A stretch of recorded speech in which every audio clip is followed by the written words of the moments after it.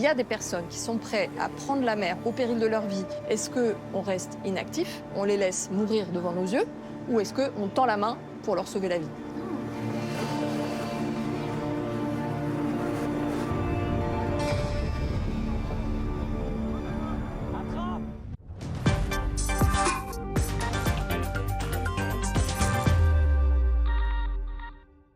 Bonjour Sophie Beau. Bonjour. Vous nous avez donné rendez-vous ici à Syracuse, en Sicile, où le bateau de SOS Méditerranée est actuellement en escale technique. Il va bientôt repartir? Absolument, et il est en escale technique pour quelques jours avec des certifications à refaire, de la maintenance, le réapprovisionnement, et puis il repart dans les jours qui viennent. Vers quelle destination? Toujours les côtes libyennes, tunisiennes, autour de Lampedusa? En fait, c'est la zone de Méditerranée centrale, donc entre la Libye et la Sicile. C'est les eaux internationales, donc on n'est pas du tout dans les eaux territoriales libyennes, on n'y va jamais, dans les eaux internationales, mais c'est cet axe migratoire qui est aujourd'hui, et depuis 10 ans, le plus meurtrier au monde. Et c'est pour cela qu'on positionne notre bateau sur cette zone pour patrouiller à la recherche d'embarcations en détresse. Vous avez créé votre ONG SOS Méditerranée. C'est écrit ici, il y a 10 ans. En 10 ans, vous avez sauvé combien de naufragés en Méditerranée? En 10 ans, nous avons secouru 43 194 personnes. Et je suis précise évidemment parce que pour nous, chaque vie compte. Chaque vie est arrachée une par une à cette mer qui peut être un vaste cimetière. C'est beaucoup, c'est même énorme, ça veut dire plus de 4000 par an en moyenne. Et puis il y a aussi toutes les personnes que vous n'avez pas pu sauver, vous les avez comptabilisées? Alors il y a une agence des Nations Unies qui s'appelle l'Organisation internationale pour les migrations, l'OIM, qui tient des décomptes seulement depuis l'année 2014. Donc on a ces chiffres depuis 2014 et on sait que plus de 34 000 personnes sont mortes en mer et c'est un chiffre à minima parce qu'on ne peut pas décompter les naufrages qui ont lieu à l'abri de tous les regards. Oui, il faut qu'il y ait des témoignages. Il faut qu'il y ait des témoins, il faut qu'il y ait des survivants.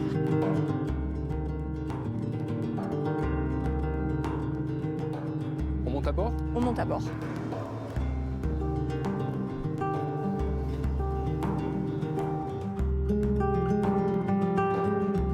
C'est donc d'ici que vos équipes repèrent les embarcations en difficulté? Absolument. On se positionne à la jumelle sur toute cette zone pour couvrir l'horizon et on scrute sur des périodes de 50 minutes. C'est une veille à la jumelle qui est extrêmement intense parce qu'il faut repérer un petit point qui pourrait être une embarcation en détresse. Sachant qu'un tiers des signalements de bateaux en détresse, c'est comme ça qu'on les repère. C'est directement depuis cet endroit. Et une fois repéré, c'est quoi la procédure? Qu'est-ce qui se passe à bord juste après? Alors une fois qu'on a repéré l'embarcation, tout de suite on transmet l'information sur le centre névralgique des opérations, qui est la passerelle juste derrière moi. Et là, on va lancer un appel radio. Donc l'ensemble des équipes, quoi qu'ils fassent, s'arrêtent immédiatement. Ils ont 2 minutes pour s'équiper. Et en gros, en une dizaine de minutes, nos canots vont être lancés à l'eau avec les équipages. We are a humanitarian NGO. We are here to rescue all of you. Everybody is very weak. La première étape cruciale, c'est de stabiliser l'embarcation, calmer les personnes qui sont en état de panique parce qu'ils sont en danger de mort imminente.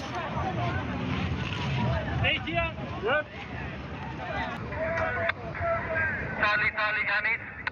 Sorry to bother. Starboard side, they are almost in the water. We need to offload us up. Où on explique qu'on n'est pas des Libyens, qu'on est des humanitaires. Bonjour, est-ce que vous parlez français? Super. Can you hear me?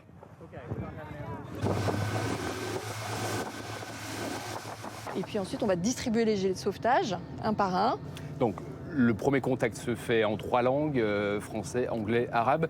Les nationalités des gens que vous secourez, là, c'est quelle nationalité? C'est extrêmement varié. Sur 2026, depuis le début de l'année, on a eu 21 nationalités déjà. Et sur 10 ans, on parle d'une 50aine de nationalités. Mais il y a quand même évidemment des pays d'origine qui qui se démarquent. Alors c'est fluctuant, notamment en fonction des conflits, sans surprise. Par exemple, on a eu toute une période avec beaucoup de Syriens au moment de la guerre en Syrie. Aujourd'hui, on a beaucoup de Soudanais. On a aussi beaucoup de Bangladais. Alors ça, c'est pas parce que le pays est en conflit, mais c'est un pays qui est soumis au changement climatique de manière très aiguë.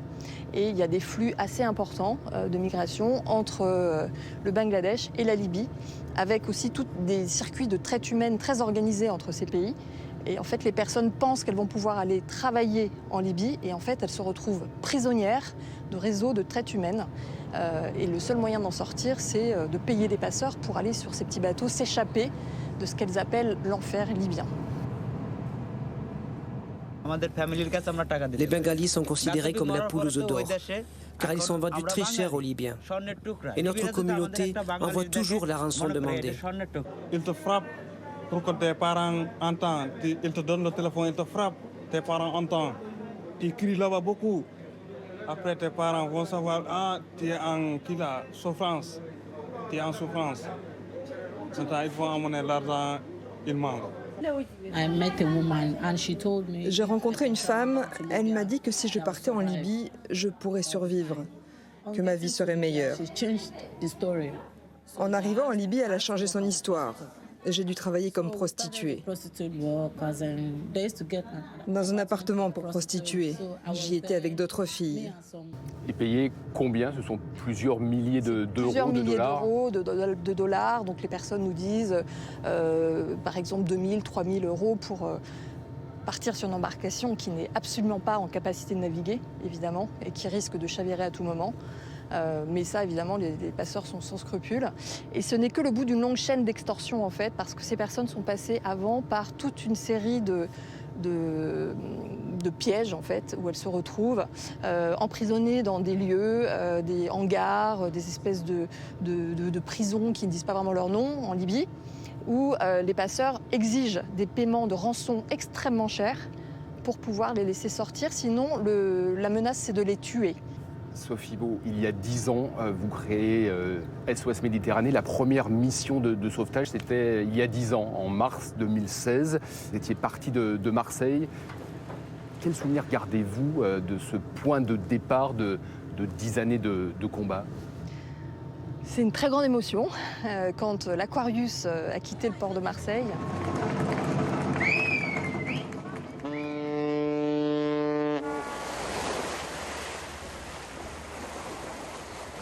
Après une journée incroyable où 1300 visiteurs marseillais étaient venus visiter le bateau pour manifester leur soutien et leur enthousiasme par rapport à ce projet citoyen qui enfin allait apporter peut-être une petite réponse à ce drame en Méditerranée, pour lequel il n'y avait plus aucun navire de sauvetage à l'époque. C'était fou en fait, parce que ça faisait 1 an qu'on travaillait sur le projet avec mon collègue allemand Klaus Vogel. Et avec un financement participatif? Avec un financement citoyen, parce que malheureusement, contrairement à ce que je pouvais imaginer moi en tant qu'humanitaire de profession, je pensais que ce drame de la Méditerranée appellerait à des financements institutionnels comme pour d'autres crises humanitaires dans le monde. Mais pas du tout. En fait, on a eu des portes fermées partout où on a été. On était partenaire de Médecins du Monde à l'époque, donc on allait avec une grosse ONG à côté de SOS Méditerranée qui venait d'être créée, donc qui n'était pas connue. Et on a eu que des portes fermées partout. J'ai eu un moment de désespoir. Honnêtement, je me suis dit, c'est impossible, on va jamais y arriver, parce que les coûts de notre première mission de 3 mois, c'était 1 million d'euros.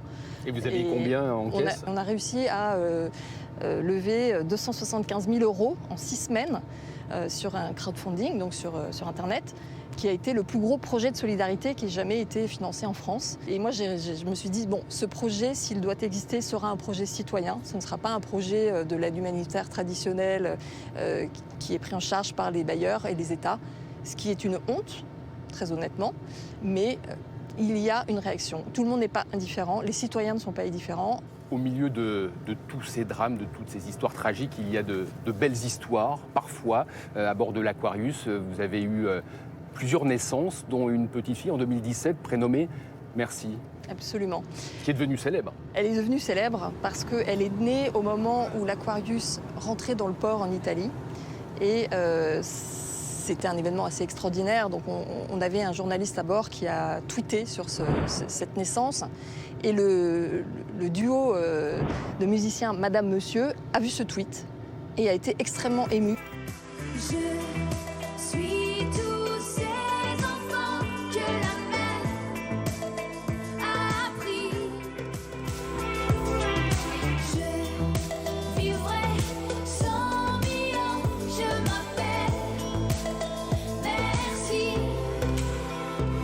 Cette chanson a eu une destinée incroyable puisqu'elle a représenté la France à l'Eurovision. Et c'est intéressant parce que c'est aussi un autre moyen de sensibiliser le grand public sur ce qui se passe. C'est un drame, mais il y a aussi des histoires heureuses. Et ces personnes, ce sont autant de vies sauvées. Merci aujourd'hui, elle a 9 ans, elle va bien. Sa maman a eu l'asile.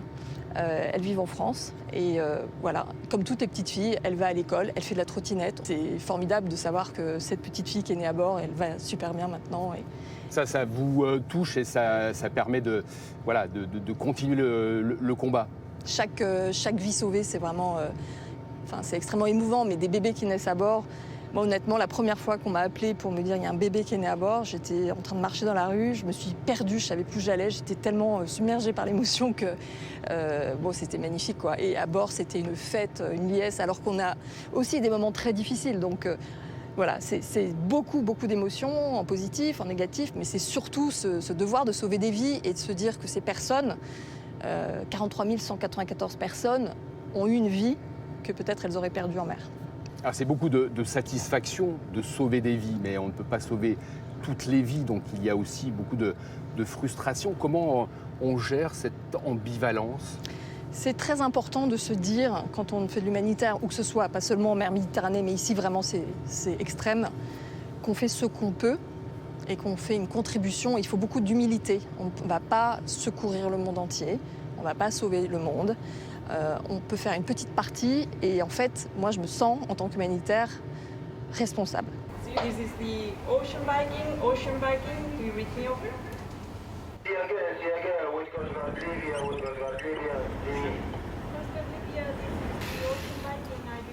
Alors parfois il y a des missions plus dangereuses que d'autres. En août dernier, le bateau a essuyé des tirs des gardes-côtes libyens.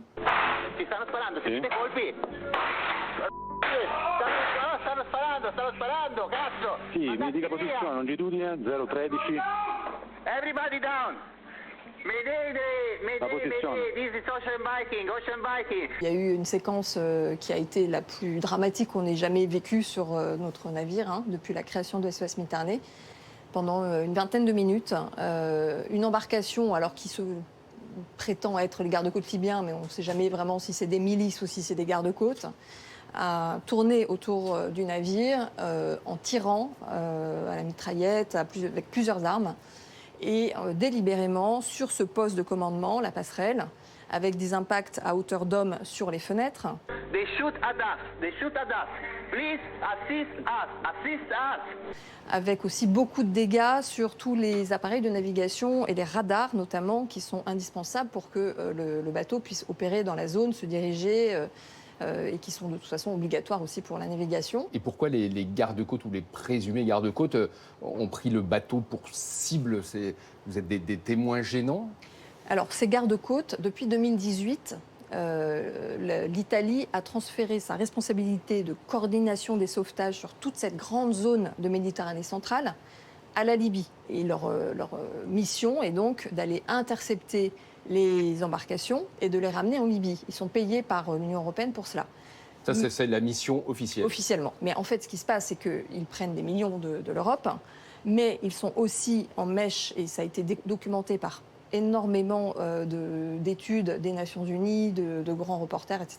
Donc on sait très bien qu'il y a une très grande porosité entre ces gardes-côtes libyens et les trafiquants d'êtres humains qui organisent ces réseaux de traite et qui vont faire que justement des embarcations vont partir en mer pour être interceptées par les gardes-côtes libyens et les ramener à terre.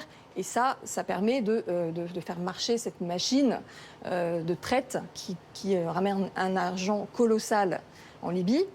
Donc ils n'ont pas envie de voir des bateaux humanitaires. Alors évidemment, tout ça. Nous, on applique le droit de la mer, on secourt les personnes de manière inconditionnelle, on témoigne aussi et on les dérange forcément.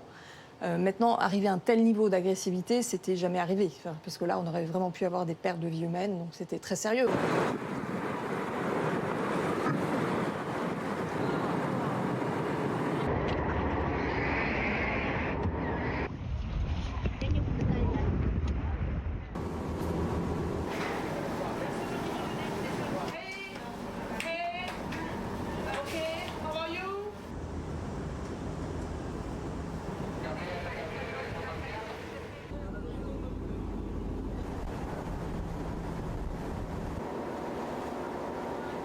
Nous n'avons pas parlé du mot migrant. Vous ne sauvez pas des migrants?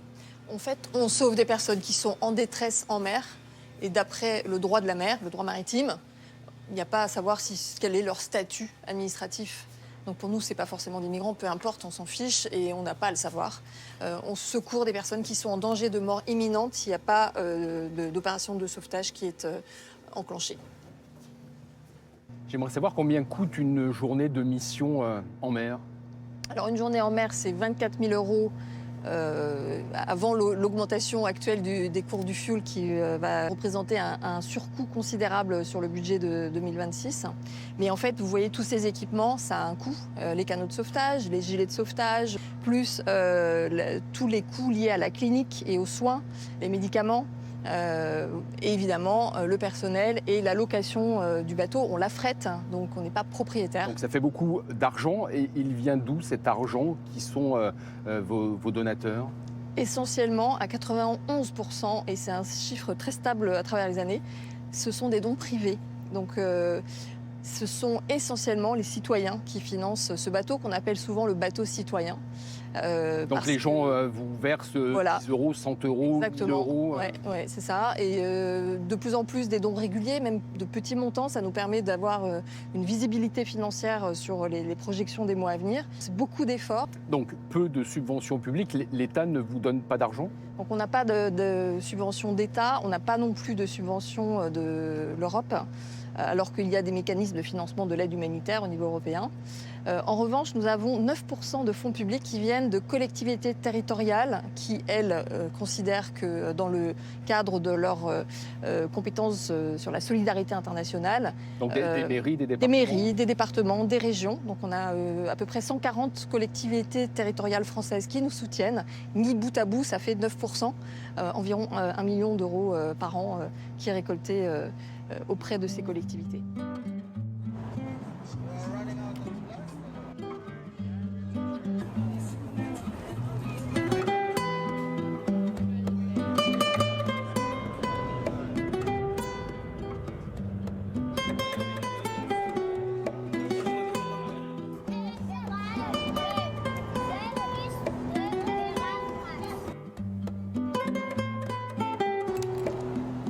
Parfois, le bateau ne peut pas accoster. Ces dernières années, vous êtes resté plusieurs semaines en mer sans pouvoir débarquer les passagers. Voilà, il y a eu malheureusement énormément d'épisodes très compliqués où les États européens se renvoient la balle en disant je ne peux pas accueillir ces personnes, etc. Et donc, parmi ces États-là, il y a la France. La France a été sollicitée en 2022, donc c'est la seule fois où il y a eu un débarquement à Toulon, en l'occurrence, de 234 personnes, parce que l'Italie avait fermé ses ports à l'arrivée de Giorgia Meloni au gouvernement italien en 2022. Fa arrabbiare il fatto che l'Italia deve essere l'unico porto possibile di sbarco per i migranti del Mediterraneo. Donc heureusement, conformément au droit de la mer, les autres États les plus à même d'assister doivent prendre le relais. Et donc face à cette défaillance de l'Italie, la France a ouvert son port de Toulon en novembre 2022.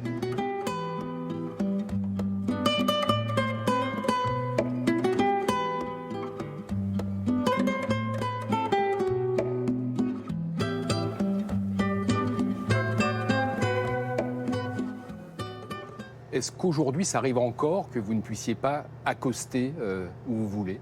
Ce qui est prévu maintenant dans la loi italienne, c'est que quand un bateau a fait un sauvetage, il faut qu'il se dirige immédiatement, sans délai, sans déviation, c'est ça exactement les termes de la loi, vers le port qui nous est désigné par les autorités italiennes. Et donc on ne peut pas continuer à repérer des embarcations. Souvent, quand il y a une embarcation qui a été poussée à la mer par les passeurs, c'est parce qu'il y a une fenêtre météo favorable. Ça veut dire qu'il y en a d'autres, très probablement, qui sont aussi en détresse. Avant, avec l'Aquarius, et jusqu'en 2018, quand on patrouillait, on pouvait faire 4, 5, 6. On a été jusqu'à 9 sauvetages d'affilée. Et tant que le capitaine estimait que le bateau pouvait accueillir de nouvelles personnes, on continuait à patrouiller sur la zone.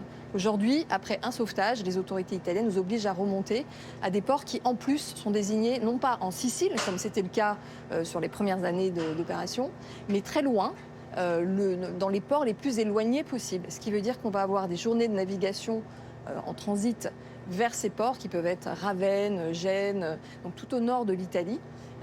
Et pendant ce temps, on n'est pas opérationnel sur la zone de sauvetage. Et c'est pour cette raison que la mortalité augmente. C'est parce qu'en fait, les navires de sauvetage sont d'abord de moins en moins nombreux.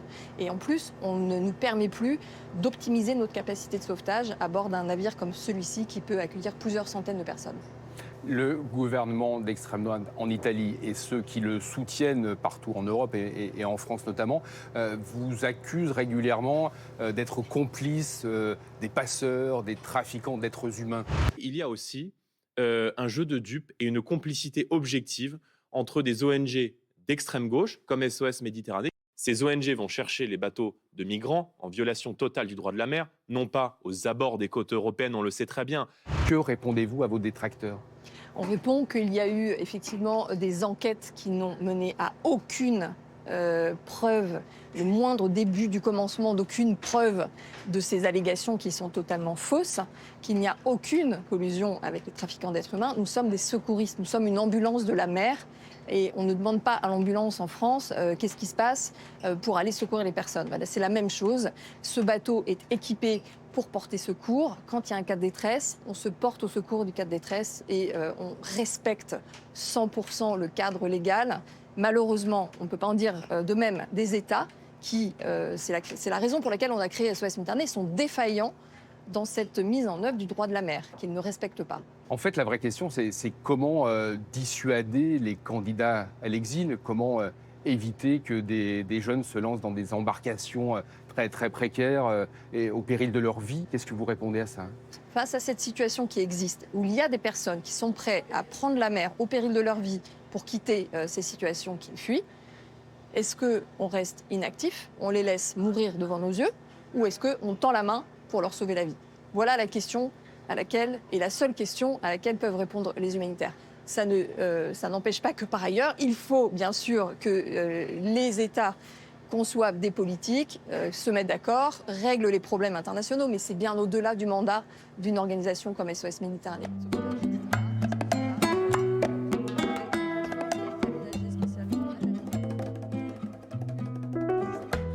Ce qui est paradoxal, c'est que pour évoquer ces drames, nous sommes dans l'une des plus belles villes du bassin méditerranéen. Sophie, quand vous regardez au large, quand vous regardez cette mer, à quoi, à qui pensez-vous ? Là, sur ce bateau, je pense quand même à tous ceux qui sont en danger en mer.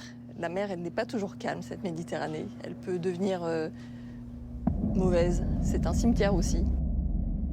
Donc je pense à tous ceux qui sont en danger, je pense aussi à tous ceux qu'on n'a pas pu secourir.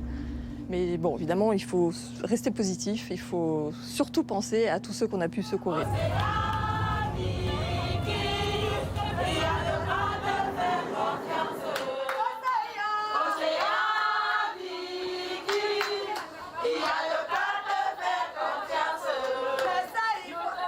Vous allez passer la main, ça fait 10 ans que vous avez créé SOS Méditerranée.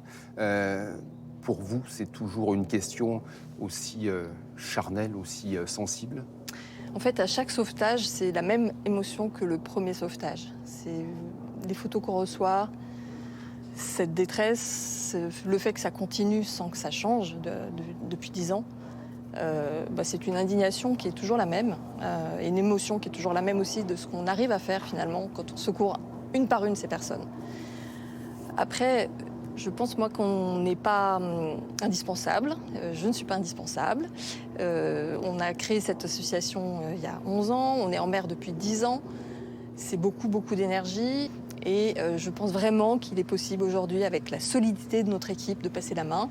en toute confiance et en sérénité. Donc je ne sais pas quoi après SOS Méditerranée. Moi, j'ai besoin de me reposer et je fais confiance à ce collectif qui est incroyable, qui est extrêmement soudé, extrêmement professionnel et qui porte des valeurs d'humanité de manière extrêmement brillante. Merci beaucoup Sophie Baud de nous avoir reçus ici à bord de l'Ocean Viking, qui va donc reprendre ses missions de sauvetage en mer dans quelques jours. Merci beaucoup de nous permettre de témoigner de tout ce que nous vivons sur ce bateau.